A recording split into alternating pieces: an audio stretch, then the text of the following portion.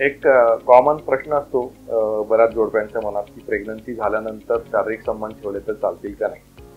तर जनरली पहिल्या 3 महिन्यामध्ये आणि शेवटच्या 3 महिन्यामध्ये शारीरिक संबंध ठेवू नये. मधल्या 3 महिन्याच्या कालावधीमध्ये शारीरिक संबंध ठेवले तरी चालतात. पण काही पेशंट्समध्ये जसे ट्विन्स प्रेग्नन्सी असेल किंवा ज्यांना पूर्वी कमी दिवसाचे बाळंतपण झालेली शक्यता असेल किंवा कुठल्याही कारणामुळे किंवा वार सुटल्यामुळे किंवा ब्लिडिंग झाल्यामुळे किंवा इतर कुठल्याही कारणामुळे जर पेशंटला बेड रेस्ट सांगितले असेल तर अशा कंडिशनमध्ये शक्यतो शारीरिक संबंध प्रस्थापित न केलेले जास्त चांगले.